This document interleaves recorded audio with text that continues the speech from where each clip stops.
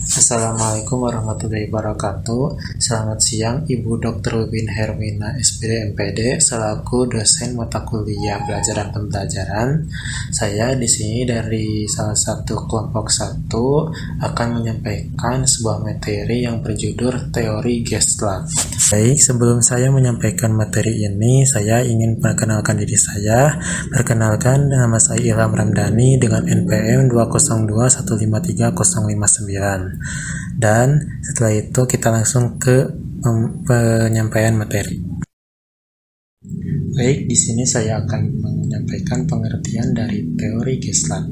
Teori Gestalt adalah sebuah teori yang menjelaskan proses persepsi melalui perorganisasian komponen-komponen sensasi yang memiliki hubungan pola ataupun kemiripan menjadi sebuah kesatuan. Nah, pendirinya itu adalah Wolfgang Kohler. Dalam bahasa Jerman, Gestalt berarti whole configuration atau bentuk yang utuh pada pola, kesatuan, dan keseluruhan. Artinya, Gestalt adalah keseluruhan lebih berarti dari bagian-bagian. Kemudian perintis Gestalt ini yaitu Kohn and Revels dengan karyanya dari Obergestalt Qualitation dari tahun 1890. Dari terlahirnya teori Gestalt ini tidak akan lepas dari yang namanya tokoh pendiri Gestalt atau tokoh-tokoh yang berpengaruh pada teori Gestalt ini. Berikut adalah penjelasan dari beberapa tokoh Gestalt ini. Yang pertama ada Max Wertheimer dari tahun 1880 sampai 1943. Max Wertheimer itu lahir di Praha pada tanggal 15 Oktober tahun 80-an dan wafat pada tanggal 12 Oktober tahun 1943 di New York. Kemudian Max Wertheimer ini dianggap sebagai pendiri psikolog Gestalt. Dan Max Wertheimer yang meneliti persepsi ini yang diintegrasikan dalam gerak. Yang kedua ada Wolfgang Kohler dari tahun 1887 sampai 1967. Kohler ini lahir di Reval, Estonia pada 21 Januari 1887 di Pulau Tenerife yang berlokasi di Pulau Canary yang mempelajari perilaku kera dan ayam. Wolfgang Kohler ini yang meneliti tentang insight pada simpanse. Kemudian hasil investigasinya diterbitkan dalam sebuah bukunya yang penting yang berjudul The Mentality of a Face pada tahun 1924 yang memuat tentang eksperimennya mengenai kera dan ayam untuk mengetes berbagai masalah yang berkaitan dengan belajar. Nah, nanti ada penjelasan tentang eksperimen dari Kohler ini. Baik, selanjutnya ini sudah pernah disinggung dari materi sebelumnya, yaitu tentang Krupkova pada tahun 1886 sampai 1941. Nah, Kafka ini lahir di Berlin pada 18 Maret 1886.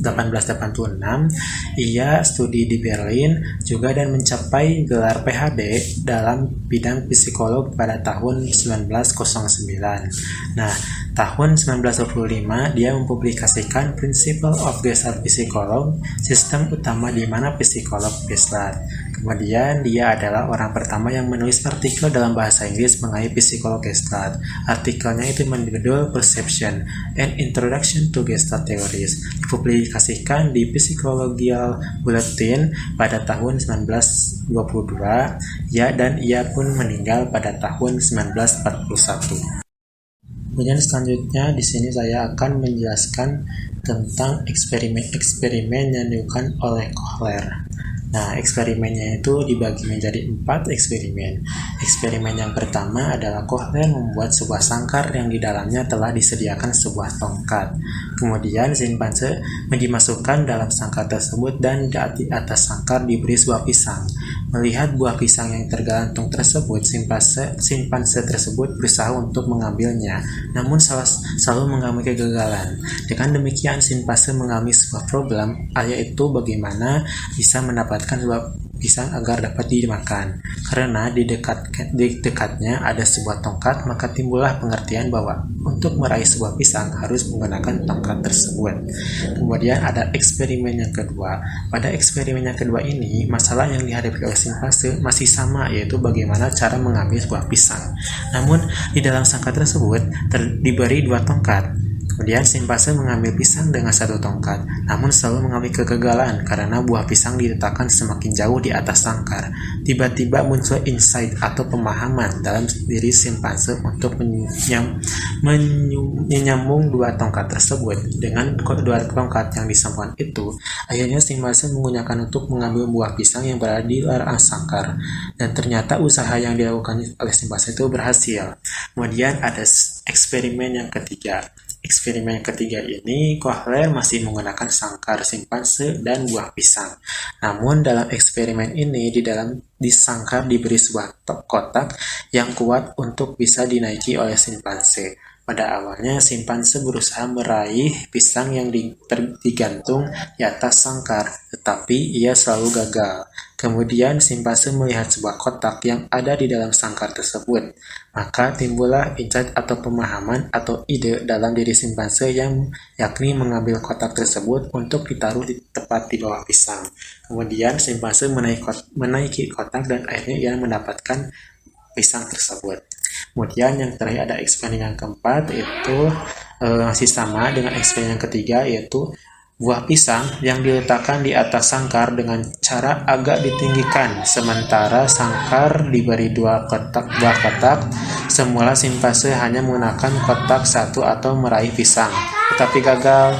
Simpanse dilihat ada 1 kotak lagi di dalam sangkar dan ia menghubungkan kotak tersebut dengan pisang dan kotak satunya lagi.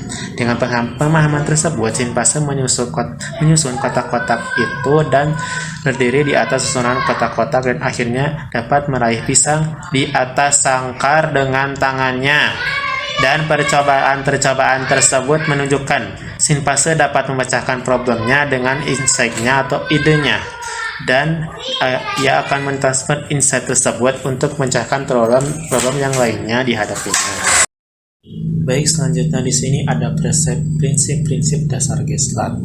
Prinsip-prinsip ini terbagi menjadi 2, yaitu interaksi antara individu dan lingkungan, dan yang kedua ada keorganisasian. Baik, di sini yang pertama adalah prinsip interaksi antar individu dan lingkungan. Itu artinya setiap perseptual memiliki organisasi yang cenderung dipersepsikan oleh manusia sebagai figure and ground. Oleh karena itu, kemampuan persepsi ini merupakan fungsi bawaan manusia, bukan skill yang dipelajari, sehingga perorganisasian ini mengaruhi makna yang dibentuk. Kemudian ada prinsip keorganisasian. Prinsip keorganisasian ini terbagi menjadi 7. Yang pertama ada principle of proximity, yaitu berdasarkan kedekatan elemen. Yang kedua, principle of similarity, yang artinya berdasarkan kesamaan elemen. Yang ketiga, principle of objective set, yang itu berdasarkan mental set yang sudah terbentuk sebelumnya. Yang keempat, principle of continuity, yaitu berdasarkan kesinambungan pola. Yang kelima, principle of closure atau principle of God form, yaitu berdasarkan bentuk yang sempurna. Yang keenam, principle of figure and ground, yang sebelumnya sudah disinggung. Yang pertama, yang artinya persepsi terhadap bentuk yang lebih menonjol dan dianggap sebagai figur atau contoh. Kemudian dimensi penting dalam persepsi figur dan objek adalah hubungan antara bagian dan figur, bukan karakteristik dari bagian itu sendiri. Meskipun aspek bagian berubah, asalkan hubungan bagian figur tetap, persepsi akan tetap. Yang terakhir ada principle of isomorphism, yang artinya organisasi berdasarkan konteks. Yang selanjutnya ada hukum-hukum belajar teori Gestalt.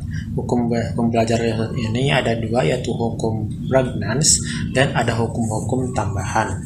Yang pertama, hukum Prägnanz. Hukum Prägnanz menunjukkan tentang berarahnya segala kejadian, yaitu berarah kepada Prägnanz itu, yaitu suatu keadaan yang seimbang atau suatu Gestalt yang baik. Gestat yang baik adalah keadaan yang seimbang ini mencakup sifat-sifat keturunan, kesederhanaan, kestabilan, simetri, dan sebagainya. Dan yang kedua ada hukum-hukum tambahan. Hukum-hukum tambahan ini ahli psikolog mengadakan penelitian dalam bidang penglihatan dan menemukan bahwa objek-objek penglihatan itu membentuk diri menjadi gestat-gestat. Menurut prinsip-prinsip tertentu diantaranya ada hukum keterdekatan, ketertutupan, dan kesamaan. Jadi yang penting bukanlah mengulang-ulang hal yang harus dipelajari, tetapi mengertinya, mendapatkan insight atau pemahaman. Insight tergantung pada kesanggupan pengalaman, taraf kompleksitas dari suatu situasi, latihan, dan trial and error. Nah, dalam hukum tambahan ini, menurut Hallgard, dalam bukunya yaitu dari halaman 190 sampai 195 memberikan 6 macam sifat khas belajar dengan insight. Yang pertama, insight termasuk pada kemampuan dasar. Yang kedua, insight itu tergantung pengalaman masa lampau yang relevan. Yang ketiga, insight tergantung kepada pengaturan secara eksperimental. Yang keempat, insight ini didahului oleh suatu periode coba-coba. Dan yang terakhir, insight yang telah sekali didapatkan dapat dipergunakan untuk menghadapi situasi-situasi yang baru. Baik, setelah mempelajari beberapa hal yaitu tentang teori Gestalt, di sini saya akan menyampaikan tentang kelebihan dan kelemahan teori Gestalt ini, karena yang namanya teori atau konsep pasti tidak akan lepas dari dua hal ini. Berikut adalah yang pertama ada kelebihan teori Gestalt. Yang pertama, menghasilkan individu atau anak yang memiliki kemampuan berpikir untuk menyelesaikan setiap persoalan yang dihadapi. Yang kedua, kurikulum yang dirancang sedemikian rupa sehingga terjadi situasi yang memungkinkan pengetahuan dan keterampilan dapat dikonstruksi oleh para peserta didik. Dan yang ketiga, ada peserta didik dapat aktif dan dapat menemukan cara belajar yang disesuaikan bagi dirinya. Kemudian selain jasa dan sumbangannya yang sangat berharga bagi belajar di sekolah dengan insight atau pemahaman, namun terdapat juga celah-celah kelemahan dan kekurangannya. Yaitu dari satu segi teori ini nampak menunjukkan beberapa kejadian belajar umum sehingga lebih mudah menganalisisnya. Misalnya, kalau anak dibimbing untuk melihat hubungan seperti tambah dan kali antara berat dan daya tarik bergaya berat, maka sering ia mampu memperlihatkan pemahaman. Sedangkan dari sisi yang lain memang sulit untuk menemukan pemahaman dengan mempelajari hal-hal yang sangat beragam. Misalnya, anak tidak dapat mempelajari nama tanaman-tanaman dan binatang-binatang dengan insight. Dia tidak dapat membaca dengan insight. Demikian pula, dia tidak dapat berbicara dengan bahasa asing atau bahasa lain. Kemudian, tegasnya, pemahaman itu tidak dapat menjadi prototip untuk sejumlah belajar yang biasa ditemukan manusia. Barangkali pemahaman barulah terjadi kalau kita belajar dengan pemecahan masalah. Walaupun dalam kenyataannya tidak semua hal merupakan masalah, boleh jadi hanya merupakan fakta atau prinsip. Setelah menyampaikan materi tentang kelebihan dan kekurangan teori Gestalt ini, kemudian dari segi lain ada pun penerapan teori Gestalt dalam metode mengajar.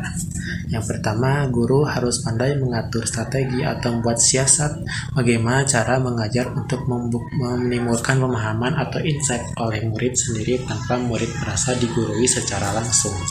Nah, di sini ada beberapa hal, yaitu yang pertama pengalaman tilikan atau insight, kedua pembelajaran yang bermakna, yang ketiga perilaku bertujuan, yang keempat prinsip ruang hidup, dan yang kelima transfer dalam belajar.